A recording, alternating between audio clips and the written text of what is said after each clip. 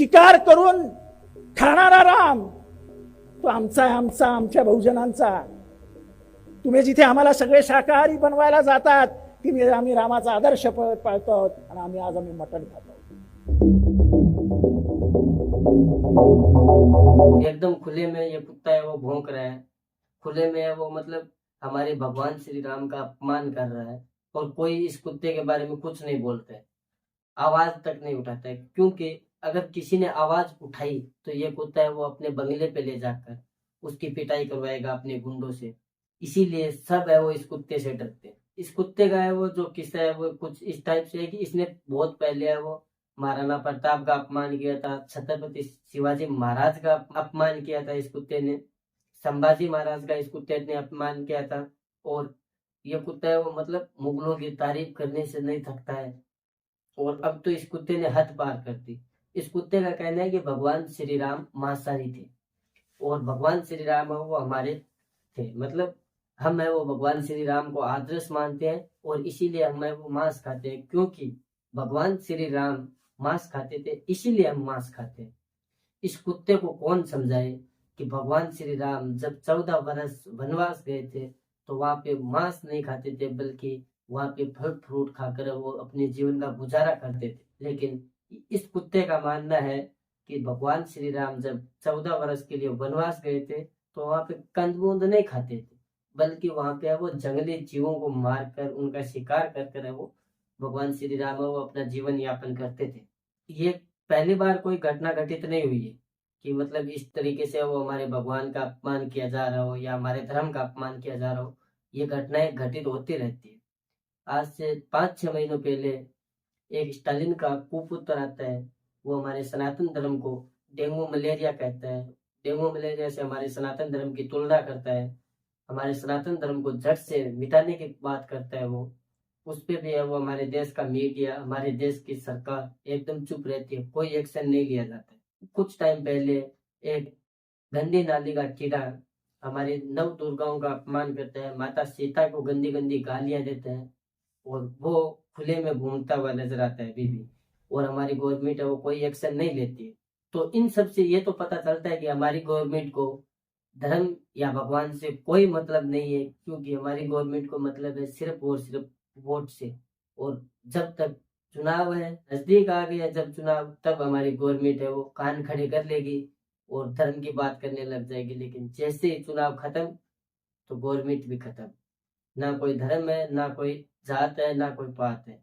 अब इस कुत्ते को ही ले लीजिए कि इस कुत्ते के खिलाफ है वो बिल्कुल भी कोई आवाज नहीं उठाता है, क्योंकि आवाज कैसे उठाएगा, पहुंची हुई हस्ती है बंदा। और खुले में मीडिया में भी बंदा साफ साफ बोलता है, ये कुत्ता साफ साफ बोलता है। जब इससे कोई सवाल पूछता है, टेढ़ा सवाल पूछ लेता है, तो ये कुत्ता बोलता है कि साइड में आइए। साइड में आने के बाद है वो मैं आपको बता दूंगा। मीडिया के सामने, कैमरे के सामने है वो मार नहीं सकता ना, इसीलिए बोलता है कि साइड में आइए, मैं आपको समझा देता हूँ। इससे कुत्तों को हमारी जो मतलब राजनीति में है वो जगह मिली हुई है। हमारे सनातन धर्म का जितना भी अपमान होता है, देवी देवताओं का अपमान होता है, सबसे ज्यादा जो राजनीति में लोग हैं वही करते हैं। कोई खुले में टीवी पे आता है और भगवान शिव का अपमान करके चला जाता है, कोई कुछ नहीं बोलते है।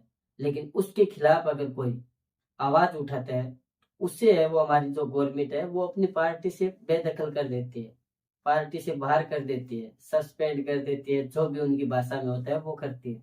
एक हिंदुत्ववादी छवि लेकर चलता है तो उसे है वो जेल में ठूस दिया जाता है, उस पर गंदे तरीके से वो इल्जाम लगाए जाते हैं, एफआईआर दर्ज की जाती है उसके खिलाफ और उसे जेल में ठूस दिया जाता है। और अगर कोई सनातनियों को जगाने की, हिंदू राष्ट्र की बात करता है तो उसे पाखंडी बताया जाता है, उस पर वो अलग अलग टाइप से केस करने की कोशिश की जाती है, उसे गिराने की कोशिश की जाती है। ये घटनाएं है वो घटित होती रहती है। लेकिन इन सब में एक घटना कॉमन है कि हिंदू चुप रहता है, हिंदू कुछ नहीं बोलता है, हिंदू को मतलब ही नहीं है। हिंदू सिर्फ वहां तक एक्टिव है कि अपने व्हाट्सएप की स्टोरी पे लगा दिया, अपने फेसबुक की स्टोरी पे लगा दिया, इंस्टाग्राम पे लगा दिया, या फिर एक दो ग्रुप में वो शेयर कर दिया, उससे आगे हिंदू को मतलब ही नहीं कुछ भी। तो इन सब से हमें निकलना होगा, क्योंकि हमें खुद ये लड़ाई लड़नी होगी। कोई हमारे धर्म को बचाने नहीं आएगा, कोई हमारे देवी देवताओं का अपमान जो हो रहा है उनको रोकने नहीं आएगा। ये सब चुनावी चौंचले हैं। जब चुनाव नजदीक आएंगे तब सब के सब वो हिंदुत्ववादी छवि लेके आएंगे, लेकिन जैसे ही चुनाव खत्म तो सब के सब वो अपने अपने काम में बिजी हो जाएंगे। इसीलिए हम सबको एक होकर लड़ना होगा। और अंत में मैं आपको वो वीडियो के माध्यम से एक बात और बताना चाहूंगा कि 22 जनवरी को भगवान श्री राम का जो मंदिर है वो बनकर तैयार है और 22 जनवरी को उद्घाटन है। लेकिन यहाँ पे हमारी गवर्नमेंट को एक बात सोचनी चाहिए कि जो 22 जनवरी को जिस भगवान श्री राम का मंदिर का उद्घाटन कर रहे हैं, उसी भगवान श्री राम ने जिस जंगल में अपना जीवन यापन किया था, 14 वर्ष के सफर तय किया था, उसी जंगल को वो हमारी गवर्नमेंट कटवा रही है। तो उसको के बारे में भी है वो हमारी गवर्नमेंट को कुछ सोचना चाहिए, क्योंकि हसदेव जंगल है वो बहुत ही ज्यादा क्षेत्रफल में फैला हुआ है और वहां पे वो मतलब कोयले बनाने के चक्कर में हमारी गवर्नमेंट है वो पेड़ पौधे काट रही है। तो हमारी गवर्नमेंट को ये सोचना चाहिए, शर्म आनी चाहिए हमारी गवर्नमेंट को कि जिस जंगल ने हमें जीवन दान दिया था कुछ टाइम पहले कोविड में, उसी जंगल को वो आज काटा जा रहा है। तो वीडियो देखने के लिए आप सभी का बहुत बहुत धन्यवाद। वीडियो कैसा लगा वो जरूर बताइएगा। चैनल पे अगर नए थे चैनल को सब्सक्राइब कर दीजिएगा, पास के बेल आइकन के बटन को दबा दीजिएगा और कमेंट बॉक्स में कमेंट जरूर लिखिएगा।